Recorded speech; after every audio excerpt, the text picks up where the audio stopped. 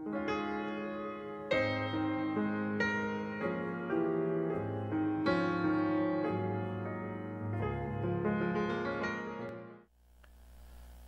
시간 사사기 4장 11절부터 16절까지 말씀 우리 함께 봉독함으로 주일 오후 예배를 우리가 함께 드리기를 원합니다.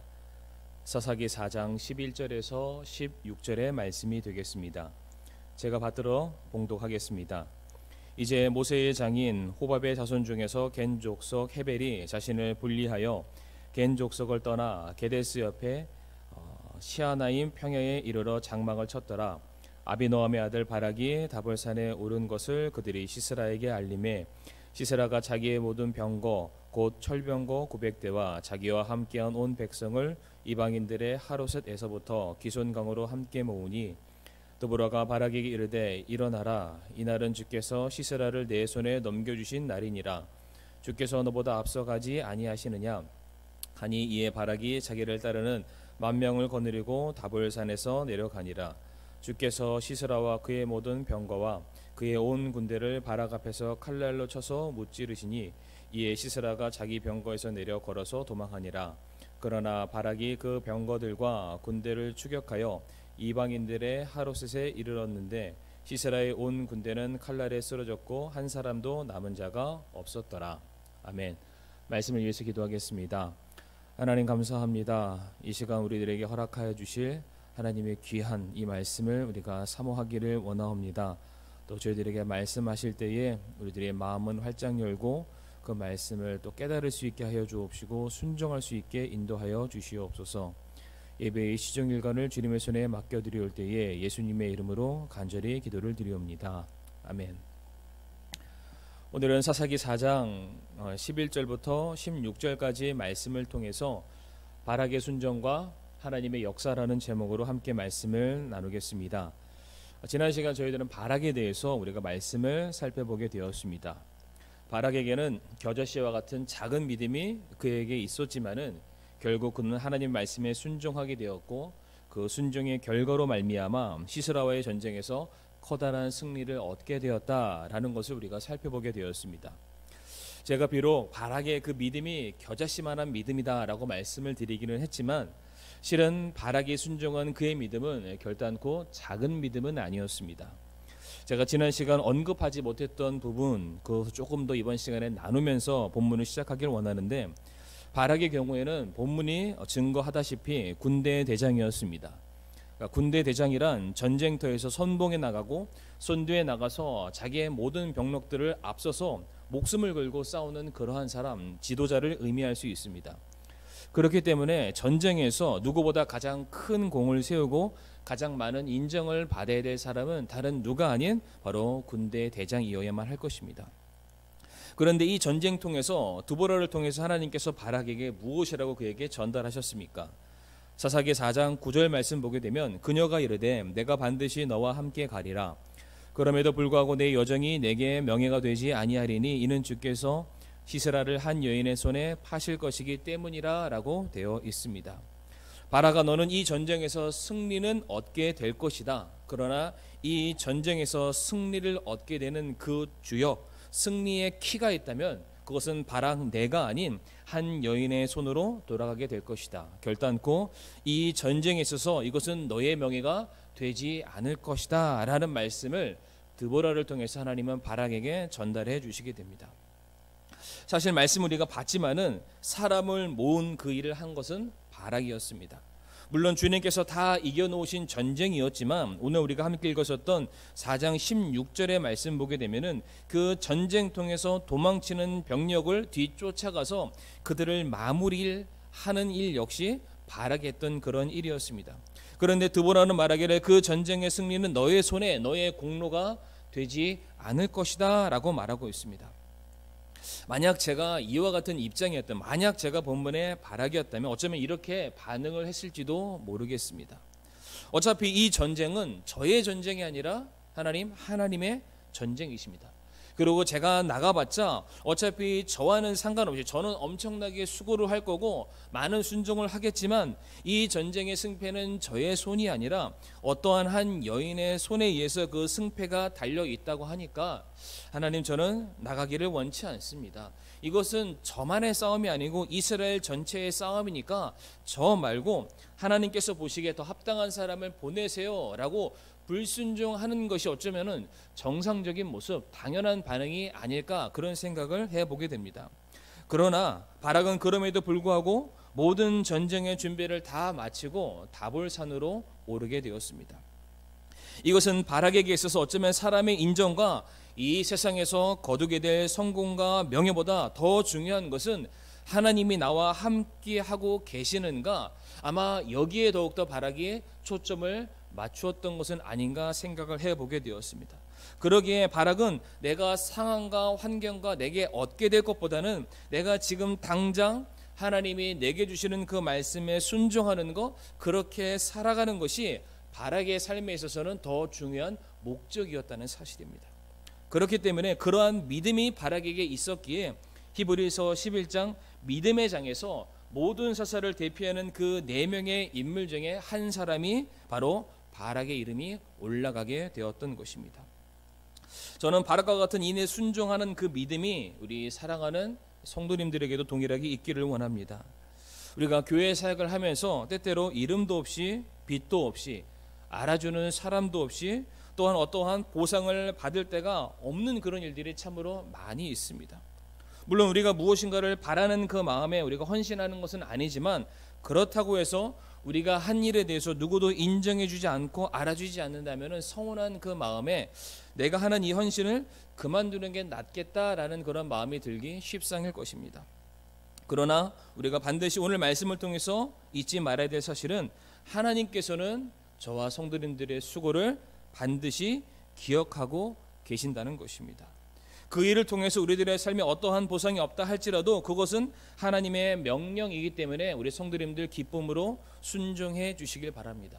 만약 우리가 그렇게만 한다면 비록 사람과 사람 사이 속에서, 성도와 성도 사이 속에서 우리의 헌신과 우리의 수고가 인정을 받고 영광을 받고 회자가 되는 그런 일은 설령 없다 할지라도 하나님의 마음속에 히브리서 11장에 나와 있는 믿음 있는 자로 성도님들의 이름이 기억될 줄을 믿으시길 바랍니다. 성도님들, 그것이 진짜 보상입니다. 잠시 잠깐 누구의 칭찬을 받는 그런 인생보다 영원토록 주님께 믿음 있는 자로 인정받으시는 저와 성도님들이 되기를 원합니다. 그렇다면 이제 바락이 이와 같은 순종을 통해서 하나님께서 이 전쟁을 어떻게 이끌어 가시는지를 우리가 말씀을 통해서 살펴보도록 하겠습니다. 지금 바락은 누구 앞에 순종을 하게 되었습니까? 천지를 창조하시고 모든 만물을 지배 주관하시는 전능하신 하나님 앞에 바락이 순종을 하게 되었습니다.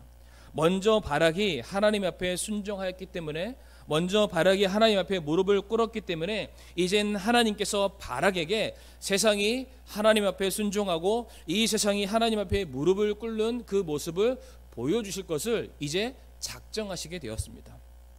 그래서 이제부터 일어나게 될 그 구원의 역사, 그 전쟁의 모든 사건들을 보게 되면은 저와 성도님들이 생각하고 상상하는 그 모든 그 이해들을 뛰어넘는 일들이 이제 펼쳐지게 됨을 우리가 볼 수가 있습니다.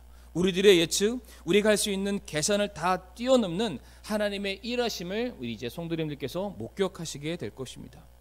이제 하나님의 명령에 순종해서 다볼산 위로 10,000명의 병력을 이끌고 바락이 올라가게 됩니다. 그러니까 어떠한 일이 일어나게 되었습니까? 13절 말씀 보게 되면 시스라가 자기의 모든 병거 곧 철병거 900대와 자기와 함께 온 백성을 이방인들의 하루셋에서부터 기슭강으로 함께 모으니라고 되어 있습니다. 지금 이 말씀만 보게 되면 이제 시스라가 자신을 향해 대항해 오는 이스라엘을 공격하기 위해서 자신의 모든 병력과 군사들을 기슭강으로 모은 것처럼 우리가 보여지게 됩니다. 굉장히 위협적인 모습으로 우리가 이해될 수 있습니다.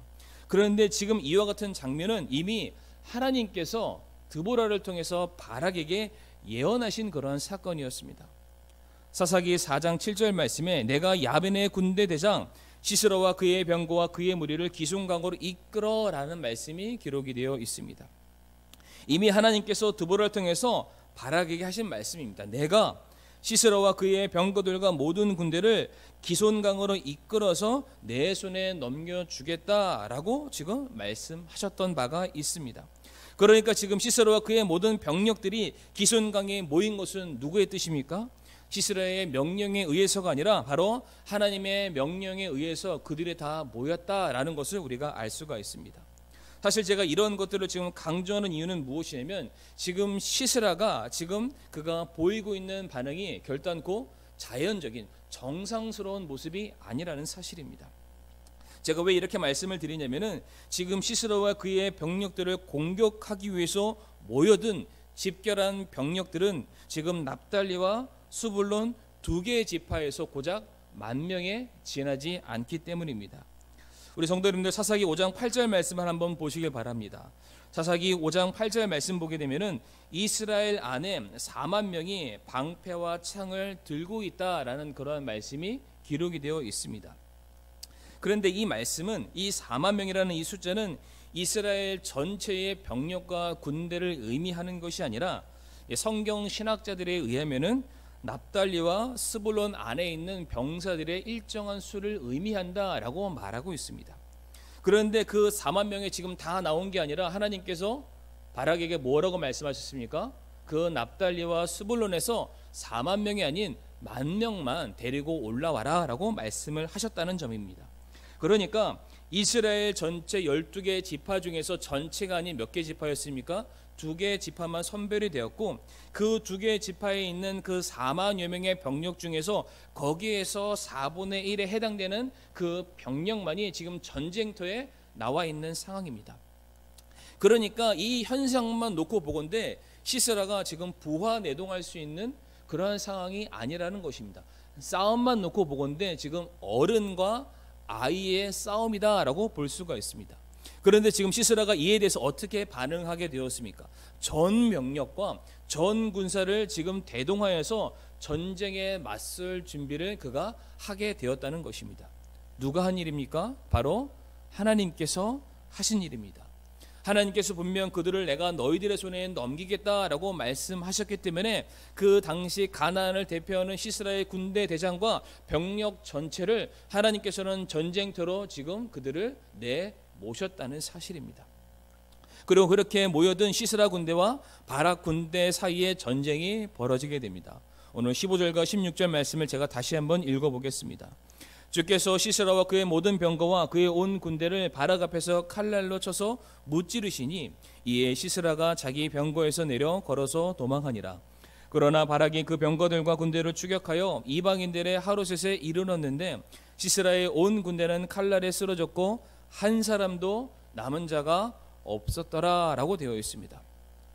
다볼산 위에 있는 이스라엘 군대를 앞두고서 하나님께서는 먼저 너희가 내려가라 라고 말씀하신 것이 아니라 먼저 앞서 나가신 하나님께서 친히 시스라와의 전쟁을 벌이시고 대승을 거두시게 되었습니다. 얼마나 이 전쟁에서 시스라가 처참하게 패배를 당했던지 15절 하반절 말씀 보게 되면은 자기가 타고 있는 그 철병거에서 내려서 두 발로 도망쳤다라는 말씀이 기록이 되어 있습니다. 당시 엄청난 기동력을 상징하는 철병거에서 내려서 시스라가 도망을 칠 수밖에 없는 그런 상황이 연출이 되었다는 사실입니다. 그리고 이 시스라만 도망간 것이 아니라 시스라와 함께 있었던 모든 군대는 그 바락에 고작 10,000명밖에 되지 않는 그들에 의해서 칼날에 쓰러지게 되었고 단 한 사람도 남은 자가 없었더라라고 성경은 우리에게 말해주고 있습니다. 우리가 지금 이 말씀이죠. 이 사사기 4장 15절과 16절 말씀만 놓고 보건대 이스라엘이 그냥 이겼다라는 것밖에 우리가 확인할 수가 없습니다. 그런데 사사기 5장을 가게 되면은 이 전쟁에 대해서 드보라와 바락이 그들의 승전가를 기록해 놓은 내용들이 있습니다. 우리는 거기에서 이 전쟁의 양상이 어떠했는지를 조금 더 구체적으로 확인해 볼 수가 있습니다. 우리 성도님들 다 같이 사사기 5장 4절 말씀을 한번 펴주시길 바랍니다. 사사기 5장 4절 말씀 제가 찾으신 줄을 믿고 제가 읽겠습니다. 주여 주께서 세일에서부터 나오시고 에돔의 들에서부터 행진하실 때에 땅이 진동하며 하늘들이 물을 내리고 구름들도 물을 내렸나이다 라고 되어 있습니다. 당시 전쟁에 대해서 회상하는 장면을 묘사하는 그런 말씀이 되겠습니다. 지금 뭐라고 말하고 있습니까? 그 전쟁이 벌어졌을 때에는 땅이 진동을 했고 하늘이 물을 내렸고 구름도 물을 내렸다라고 되어 있습니다. 여기서 땅이 진동했다는 말은 지진을 의미할 수도 있고 혹은 천둥 번개로 말미암아 그 소리가 너무나도 웅장하기 때문에 마치 땅이 울리는 것 같은 그런 현상을 표현하는 그런 내용이 될 수도 있을 것입니다. 그런데 아마 후자에 더 가깝지 않을까라고 생각하는 것이 뒤 이어 나오는 말씀이 무엇이었습니까? 하늘들이 물을 내고 구름들이 물을 내렸다. 마치 노아 때의 홍수처럼 엄청난 폭우와 비와 태풍이 하늘로부터 일시적으로 그들이 서 있는 바로 그 자리에 내리게 되었다라는 것을 성경이 우리에게 말해주고 있습니다. 바로 이때 내렸던 그 비의 양이 얼마나 많았던지 이제 산사태까지 일어나게 됩니다. 사사기 5장 5절 말씀 보게 되면은 산들이 주의 앞에서부터 녹았으니 저 신의 산도 주 이스라엘 하나님 앞에서부터 녹았다라고 되어 있습니다. 이것은 용암처럼 그의 산이 녹아서 뜨거운 열기에 녹았다라는 그런 뜻이 아니라 삽시간에 내린 그 비로 말미암아 그 산에 있는 그 흙더미들이 순식간에 지금 밑으로 쏟아지게 되었다라는 그런 표현을 말해주고 있는 것입니다. 이와 같은 상황이 얼마나 갑자기 긴박하게 엄청난 양이 지금 이르게 되었는지 사사기 5장 21절 말씀 보게 되면은 그때 내렸던 비의 양을 우리가 가늠할 수 있는 장면이 있습니다. 21절 말씀에 기슭강이 그들을 휩쓸었는데 그 기슭강은 옛적부터 있던 강이라 라고 되어 있습니다. 성도님도 21절 말씀에 휩쓸었다라는 말이 있습니다. 휩쓸었다는 그 말은 떠내려가게 했다라는 그런 말로 우리가 이해할 수가 있습니다. 시스라 군대의 주력 무기는 우리가 알다시피 철병거였습니다.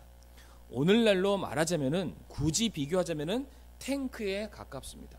근데 그런 엄청난 무게가 나가는 그 철병거가 순식간에 불어난 물, 홍수로 말미암아 지금 휩쓸려 나가는 상황이 벌어지게 된 것입니다. 지금 이것은 성경에 나와 있는 그런 옛날 옛적 우화의 그런 얘기가 아닙니다. 올 여름이죠. 얼마 지나지 않았죠. 광주 지역을 강타했던 홍수의 피해를 우리 성도님들 직간접적으로 경험을 하셨을 겁니다. 갑작스럽게 불어난 물 때문에 차들이 침수되었고 심지어 어떤 차들은 그 물에 둥둥 떠다니는 것도 우리 성도님들 뉴스를 통해서 이미 확인을 하신 터이기도 합니다.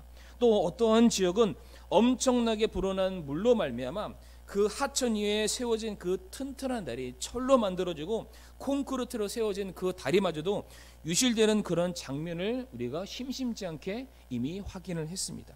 그러니까 본문에 나와 있는 이 철병거가 물에 떠내려가는 그 일도 충분히 가능한 일이다라고 우리가 볼 수가 있습니다. 자, 그런데 지금 이 전쟁이 누구와 누구의 전쟁입니까? 바락과 시스라의 전쟁이기도 하지만은 하나님과 시스라와의 전쟁이기도 합니다. 하나님의 놀라운 역사와 그렇지 않는 죄인들을 향한 하나님의 심판의 사건이 담겨져 있는데 제가 서두에도 말씀드렸다시피 하나님은 이 일을 이루실 때에 사람의 생각이 아닌 사람의 생각과 이해를 뛰어넘는 엄청난 역사를 이루신다는 것을 이제 우리가 확인해 볼 수 있는 두 가지 사실이 있습니다. 첫 번째로 여기 기슭강입니다. 지금 시스라의 군대를 하나님께서 기슭강으로 모으셨습니다. 그런데 말이 강이지 이 기슭강은 또랑에 가깝습니다. 제가 왜 이렇게 말씀을 드리냐면 이스라엘은 지역의 특성이 굉장히 건조한 지역이라는 것을 아마 성도님들이 아마 들어서 아실 겁니다. 이스라엘 경우에는 연간 강수량이 적게는 200mm, 많게는 700mm밖에 되지 않는다고 합니다. 그런데 이 강수량이 얼만큼 해당되냐면 우리나라에서는 평균적으로 한 달 내지 두 달 아니면 여름철 한 달 동안 내리는 그의 비의 양이 이스라엘은 1년 동안 내리는 비의 양이라고 합니다. 그러다 보니까 계속해서 뭐라고 될까요? 공급되는 그런 물이 없다 보니까 강이라고는 하지만은 강이라고 말할 수 없을 정도로 수량이 너무나도 적어서 그의 폭이 강이 아닌 도랑에 가깝거나 어떠한 곳은 아예 물이 말라 있는 그런 강도 있다고 합니다. 그래서 이스라엘의 경우에는 그 강의 형태는 갖추고 있지만은 물이 없는 곳을 와디라고 표현을 하기도 합니다. 그런데 그와 같은 곳이 한 번 비가 내리기 시작을 하면은 산과 들에 뿌려진 그 비가 이제 강 쪽으로 순식간에 모여들게 됩니다. 그 모여든 물이 강을 이루게 되는데 이미 오랜 기간 동안 비가 오지 않았기 때문에 그 땅이 엄청나게 딱딱하게 말라있는 그런 상태입니다. 그러니까 그 물이 채 땅으로 스며들기도 전에 밑으로 그 물들이 모여서 순식간으로 쏠려서 이제 홍수와 같은 현상들을 이루게 된다고 합니다. 그러니까 지금 시스라의 전 병력이 모여든 기손강으로 삽시간에 몰려든 비로 말미암아 그들이 몰살을 당하게 되었다라는 것입니다. 자, 그런데 지금 이스라엘 백성들이 기손강에 모였는데 그 기손강 위에 내렸던 그런 엄청난 홍수와 같은 태풍의 그 비가 어디서부터 몰려왔다라고 오늘 본문이 우리에게 말해주고 있습니까? 오늘 사사기 5장 4절 말씀 보게 되면은 그 비가 어디서부터 왔는지 우리가 알 수 있는 한 가지 정보가 있습니다. 5장 4절 말씀 보게 되면 주께서 세일에서부터 나오시고 에돔의 들에서부터 행진하실 때라는 말씀이 있습니다. 이것은 실제로 주님께서 오시는 것을 말해주는 것도 있지만은 주님께서 그 전쟁통에서 보내신 그 비구름의 이동 경로를 보여주는 그러한 말씀이 되겠습니다. 이스라엘의 경우에는 건기와 우기가 있다고 합니다. 건기는 말 그대로 비가 거의 오지 않는 그러한 때를 의미하는 것이고요. 우기는 말 그대로 비가 많이 오는 때를 의미할 것입니다. 우리 성도님들 혹시 이스라엘 지도를 머릿속에 한번 상상해 보시길 바랍니다. 제가 화면상으로도 지도 하나를 띄울 텐데 이스라엘을 중심으로 왼쪽에는 우리가 잘 아는 지중해라는 곳이 있습니다. 그리고 이스라엘을 중심으로 오른쪽에는 광야와 사막이 위치해 있습니다. 그러니까 당연히 우기 때는 지중해로부터 불어오는 비구름을 통해서 많은 비가 이스라엘에 내려지게 되는 것입니다. 그리고 반대로 건기 때는 반대쪽이죠. 사막과 광야에서부터 불어오는 바람에 의해서 비 한 방울도 없는 그런 메마른 시기를 이스라엘이 보내게 되는 그런 자연적인 특징이 있습니다. 자, 그런데 우리 방금 전에 봤었던 사사기 5장 4절 말씀에 그 비구름이 어디에서부터 왔다라고 제가 말씀을 드렸습니까? 바로 세일과 에돔이 되겠습니다. 지금 이 세일과 에돔이라는 지역은 이스라엘을 중심으로 동쪽편, 즉 사막 지역에 위치해 있는 그곳을 말하게 되는 것입니다. 그러니까 지금 전쟁을 지금 치르는 만약 이 시기가 우기 때였다, 지중해로부터 바람이 불어오고 거기서부터 구름이 오게 되었다, 만약 그러하다면 전쟁에 능한 시스라라는 그 군대 대장은 아마도 철병거 자체를 그 기슭강으로 몰고 가는 그런 위험스러운 일을 그가 감행하지 않았을 것입니다. 적더라도 언젠가는 비가 오게 될 것이고 그들이 위치한 그 자리가 그냥 진흙탕이 되거나 홍수가 일어날 것을 그가 알고 있었기 때문일 것입니다. 그런데 지금 그 병력 전체를 다 데리고 간 그 이유는 무엇이었냐? 우기 때가 아닌 건기 때였다라는 것입니다. 지금 그 바람이 실제로 성경에 기록된 대로 세일과 에돔으로부터 그 바람이 지금 불어오고 있었기 때문에 설령 저 하늘에 먹구름이 띄었다 할지라도 시스라의 경우에는 이거는 건기고 지금 우리가 전쟁하는 데에는 아무런 지장이 없을 거다, 충분히 그렇게 생각할 수 있다는 것입니다. 그런데 바로 세일과 에돔이죠. 건기 바로 그 상황 속에서 불려드는 그 바람을 통해서 하나님께서는 감히 상상도 할 수 없는 비구름대를 몰고 오셨던 것입니다. 그리고 그 비로 말미암아 시스라와 그의 전 군대가 홍수에 쏠려가고 또 그 비로 말미암아 발생한 산사태로 말미암아 수많은 병력들이 짓눌려서 죽임을 당하게 되었고 그들이 자랑하는 그 철병거는 그 비로 말미암아 진흙탕이 돼버린 그 뻘에서 그들은 움직이지도 못한 채 처참하게 죽음을 당하고 패배를 맞이하게 되었다는 것입니다. 지금 무엇을 성경이 우리에게 말해주고 있습니까? 시스라뿐만 아니라 지금 그 누구도 전혀 예측할 수 없는 그 방법을 통해서 하나님께서는 자신의 전쟁을 치르고 계시고 지금 승리로 인도하셨다라는 것입니다. 시스라 군대는 전혀 질 것이라고 생각하지 않았습니다. 지금 굳이 대응하지 않아도 되는 어른과 아이와의 그런 싸움 가운데 놓여져 있는 그런 상황이었습니다. 나는 이긴다라는 그 생각으로 완전한 승리를 그가 보장하기 위해서 전 군대를 이스라엘 향해서 그가 몰고 갔던 그 마음속에 교만함이 있었을지는 모르겠습니다. 그래서 하나님께서는 그 마음을 들어서 시스라를 바로 기손강으로 불러 모으시게 되었던 것입니다. 그리고 그걸 불러 모았을 때 거기서 그친 것이 아니라 저 사방으로부터 건기죠, 전혀 물방울 하나도 포함되지 않을 그런 바람으로부터 하나님께서는 비구름을 몰고 와서 바로 그 자리에 엄청난 홍수를 일으키시게 되었던 것입니다. 그렇게 순식간에 내린 그 비는 시스라와 병력들의 발목을 움켜쥐게 되었고, 홍수처럼 흘러내린 그 물과 산사태로 말미암아 쏟아지는 그 흙더미로 말미암아 모든 전쟁은 바로 그 자리에서 종식이 되고 말았습니다. 하나같이 사람의 상식과 사람의 경험과 사람의 이해를 뛰어넘는 그 방식으로 예측할 수 없는, 전혀 맞대응할 수 없는 그런 방법으로 하나님께서 역사하셨다라는 그런 사실입니다. 욥기 12장 13절과 15절에서 하나님은 어떠한 분이신지 성경은 우리에게 가르쳐주고 있습니다. 욥기 12장 13절에서 15절 말씀 보게 되면은 지혜와 힘이 그분께 있고 계략과 명철도 그분께 있나니 보라, 그분께서 허무시면 그것을 다시 세울 수 없고 그분께서 사람을 가두시면 열 수 없느니라. 보라, 그분께서 물들을 막으시면 물들이 마르고 또 그분께서 물들을 보내시면 물들이 땅을 뒤엎느니라 라고 되어 있습니다. 사람의 생각으로는 결코 다다를 수 없는 지혜와 힘과 계략과 명철이 하나님에게 있음을 성경이 우리에게 가르쳐주고 있습니다. 하나님께서 허무시면 다시 세울 수 없고 하나님이 가두시면 누구도 열 수 없다고 성경은 우리에게 가르쳐주고 있습니다. 하늘의 문을 열어서 물을 내시는 분이 하나님이시고 그 물을 거두시고 갈라놓으시는 분도 하나님이시라고 성경이 우리에게 가르쳐주고 있습니다. 그렇다는 것은 성도님들께서 생각하시는 어떠한 문제, 어떠한 어려움, 태산처럼 느껴지는 그 어떠한 문제 앞에서도 결단코 해결되지 못할 일이 없음을 성경이 또한 우리에게 가르쳐주고 있는 것입니다. 마태복음 19장 26절에 예수님께서 그들을 보시며 그들에게 이르시되 사람들에게는 이것이 불가능하나 하나님께서는 모든 것이 가능하시니라 라고 말씀하십니다.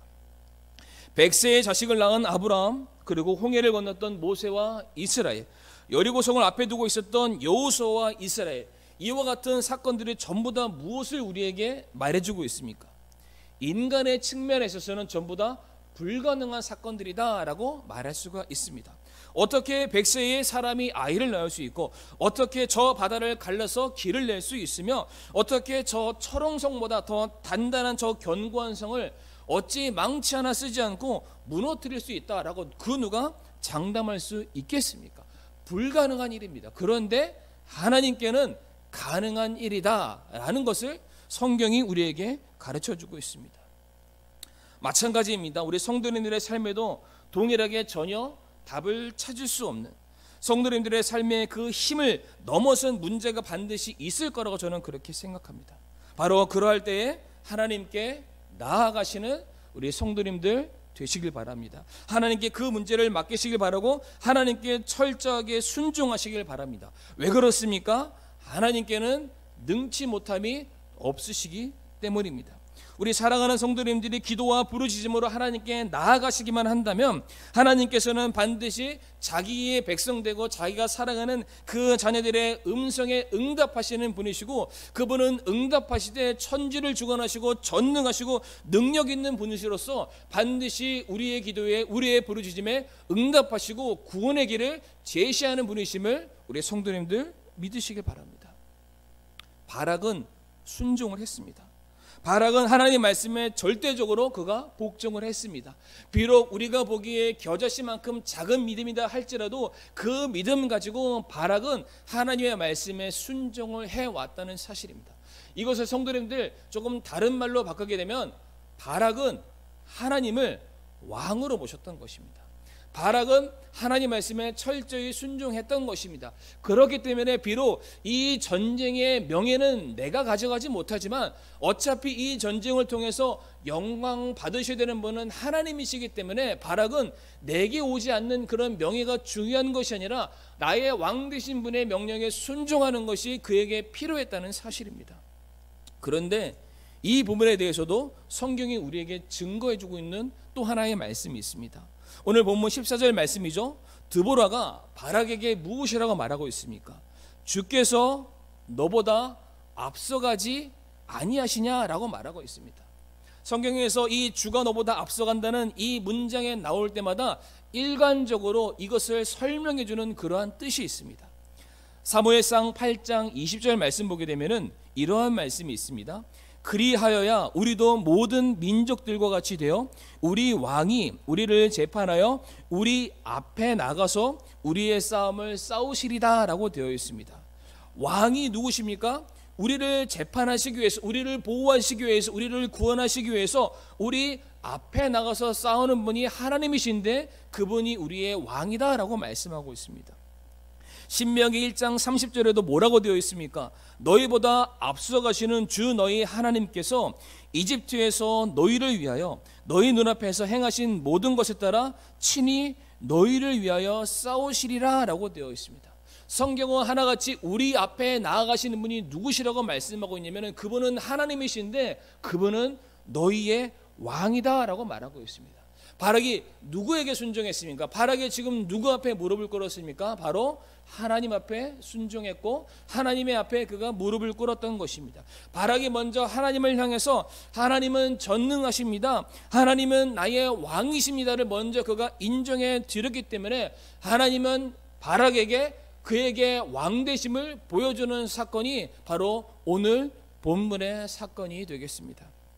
그러므로 우리 사랑하는 성도님들, 하나님보다 앞서 나가지 마시기를 바랍니다. 하나님께서 가시는 그 길을 뒤에서 쫓아 순종함으로 나아가시기를 바랍니다. 목자는 앞서가고 양은 반드시 뒤 따라가야만 합니다. 바로 그렇게 할 때 하나님께서 우리를 대신해서 앞서 나아가 싸워주심을 우리 성도님들 믿으시길 바랍니다. 말씀을 마무리하면서 우리가 착각하지 말아야 될 것은 하나님께서는 이 사사기의 말씀을 통해서 일관적으로 우리에게 말씀하시는 것은 우리 보고 싸우라고 말씀하신 적이 단 한 번도 없습니다. 싸우는 것은 철저하게 하나님의 몫입니다. 우리는 그 싸움을 진짜 하나님께 다 맡겼는지만, 이 전쟁에 하나님께 속했는지만, 내가 하나님의 백성이고 하나님의 종인지만을 보여드리는 것이 우리의 믿음이고 우리의 순종이라는 사실입니다. 하나님, 저는 안 되지만 하나님 하실 수 있습니다. 하나님, 저에게는 도저히 방법이 없지만 하나님께는 방법이 있는 줄을 믿습니다. 왜 그렇습니까? 하나님은 나의 왕이시지 않습니까? 바로 그 믿음을 가지고 하나님께 나아가는 자, 하나님께서는 바로 그 사람들을 향해서 하나님 되심을, 왕 되심을 보여주심을 우리 성도님들 믿으시기를 간절히 부탁을 드립니다. 그렇기 때문에 우리 사랑하는 성도님들, 태산처럼 높고 험난한 어려움의 문제가 우리에게 닥쳐온다 할지라도 이미 모든 일들 위해 우리가 생각하지 못하는 방법으로 이미 구원의 길을 지금 준비하고 계시는 하나님이 계심을 철저하게 믿으시길 바랍니다. 그 하나님께서는 자기의 백성된 성도들에게 진짜 왕으로, 구주로 인정받기를 원하고 계십니다. 성도님들께서 하나님을 하나님으로, 하나님을 왕으로 인정해 드릴 때에, 그 순종의 모습으로 나아가실 때에 하나님께서 성도님들의 삶에, 성도님들의 날마다 맞이하는 영적인 싸움 가운데 승리로 인도해 주실지를 믿으시길 바랍니다. 이 시간 함께 우리가 말씀을 놓고서 우리가 폐회 기도하도록 하겠습니다. 하나님, 감사합니다. 오늘도 이 시간 우리에게 허락하신 말씀 인하여 감사를 드리오며 바락의 순종이 우리에게 있도록 도와주시옵소서. 우리가 하나님을 하나님으로, 하나님의 왕되심을 우리들의 삶 속에서 나타내 보이게 하여 주시옵소서. 우리가 그렇게 했을 때에 우리들의 삶에 우리가 감당치 못한 그 시험 앞에 하나님께서 우리를 예비하신 놀라운 방법의 구원의 길을 보여주시고, 하나님께서 일하심을 우리로 하여금 경험케 하여 주옵시고, 이 세상을 향하여서 하나님의 왕되심을 증거해 보여주시옵소서. 우리가 그 하나님을 더욱더 찬양하길 원하고 우리가 그 하나님을 더욱더 예배해 드릴 수 있도록 인도하여 주시옵소서. 감사드리며 모든 말씀 살아계신 예수님의 이름으로 기도를 드리옵니다. 아멘.